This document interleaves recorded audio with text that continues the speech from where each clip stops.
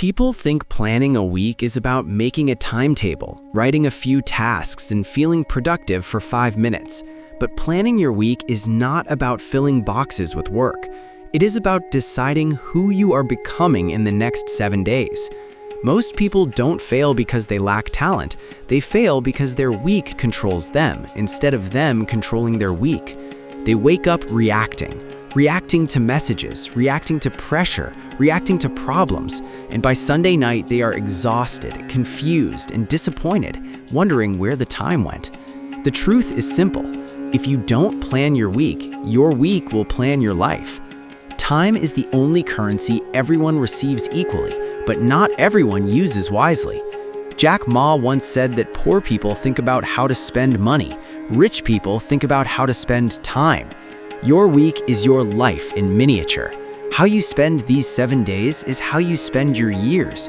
If your weeks are chaotic, your life will be chaotic. If your weeks are intentional, your life will slowly but surely move forward. The biggest mistake people make when planning a week is they plan from other people's priorities, not their own. They start with meetings, obligations, favors, and emergencies. By the time they think about themselves, there is no energy left. But successful people reverse this thinking. They plan their week around their most important goals first, then fit everything else around it. They don't ask, what do I have to do? They ask, what actually matters? A powerful week starts before the week even begins. The best time to plan your week is not Monday morning in panic. It is when your mind is calm, usually the night before the week starts. You sit down, you look at your life honestly, and you decide what deserves your time. This is not about being busy. Being busy is easy. Being effective is rare. The first thing you must understand is that not all tasks are equal. Some tasks move your life forward, some just keep you occupied. Most people confuse activity with progress. They do many things, but move nowhere. When you plan your week, you must identify the small number of actions that create big results. Jack Ma didn't build Alibaba by answering emails all day. He focused on vision, people, and long-term moves. Your scale may be smaller, but the principle is the same. When planning your week, always begin with one core question. If this week goes perfectly, what will be different in my life by the end of it? Not 10 things, 1 to 3 meaningful outcomes. Maybe it's improving a skill. Maybe it's building consistency. Maybe it's finishing something you've been avoiding. Your week should revolve around outcomes, not tasks. Another mistake people make is over-planning. They create a perfect schedule that looks impressive but ignores reality. They forget that energy is limited, discipline is limited, life happens. When the plan breaks, they feel like failures and quit. Smart planning is flexible. It leaves breathing room. It respects human limits. A realistic plan beats a perfect plan every time. Your energy matters more than your hours. You may have 168 hours in a week, but not all hours are equal. Some hours you are sharp, focused, creative. Some hours you are tired and distracted. Planning your week without considering energy is like driving without fuel awareness. Successful people protect their high-energy hours for their most important work. Low-energy hours are used for simple tasks. One powerful way to plan your week is to divide it into themes instead of random tasks. 1 day for learning, 1 day for execution, 1 day for reflection, 1 day for improvement. This reduces mental switching and increases depth. Depth is where real growth happens. Shallow work keeps you busy. Deep work changes your life. Another important rule: your week must include growth time. If your entire week is about survival, earning, responding, fixing, you will stay stuck. Growth requires intentional space: reading, thinking, learning, practicing. Jack Ma spent years learning from failure and observation. Growth doesn't announce itself loudly. It compounds quietly. You must also plan rest, not as a reward, but as a strategy. Burnout is not a sign of dedication. It is a sign of poor planning. Rest is not weakness, it is maintenance. If you don't schedule rest, your body will force it through sickness, frustration, or mental collapse. A well-planned week balances push and recovery. Another hidden killer of good weeks is distraction. You may plan beautifully, but if you allow distractions to enter freely, your plan becomes useless.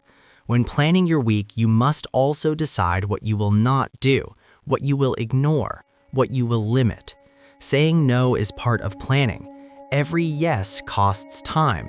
Choose carefully. Your week should also include reflection time. Most people never stop to ask what is working and what is not. They repeat the same mistakes every week and wonder why nothing changes. Reflection turns experience into wisdom. Even 15 minutes at the end of the week can change your direction completely. Consistency beats intensity. Planning one perfect week won't change your life. Planning every week reasonably well will. Don't aim for dramatic transformation in 7 days. Aim for alignment. Small improvements done weekly create unstoppable momentum. You also need to plan for relationships.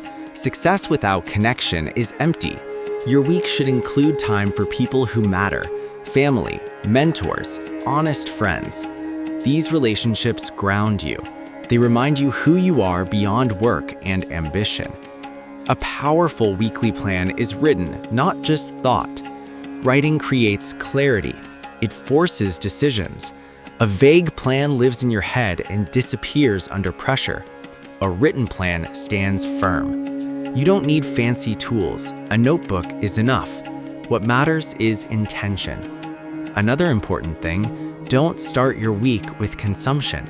Starting your week by scrolling, watching, or reacting puts your mind in a passive state. Begin with creation. Even a small act of creation sets the tone. Producers control their weeks. Consumers are controlled by them. When you plan your week, remember this. Discipline is not about forcing yourself. It's about removing friction. If something is important, make it easier to do. Prepare in advance, remove obstacles, set reminders. Good planning makes discipline natural. There will be days when the plan fails. That doesn't mean you failed. The goal of planning is direction, not perfection. Adjust, learn, continue. The worst thing you can do is quit planning because one week didn't go well. Over time, a well-planned week builds self-respect. You start trusting yourself. You stop promising and start delivering. That confidence spills into everything: work, communication, decisions. People feel it. Opportunities follow it. Jack Ma was rejected many times, but he never wasted his time waiting for approval. He used his days to prepare, learn, and build. You don't need permission to plan your life. You just need courage to be intentional. Your week is your battlefield. Win it quietly, plan it wisely, protect it fiercely. Because the people who control their weeks eventually control their destiny. And here is the truth that changes everything. You don't need more time, you need better weeks. When you plan your week with purpose, clarity, and courage, you stop drifting and start directing your life, 7 days at a time, again and again. So tonight, don't just sleep into another week. Sit down, decide, commit. Because the future you want is not built in years, it is built in weeks. Plan your week like your life depends on it, because it does.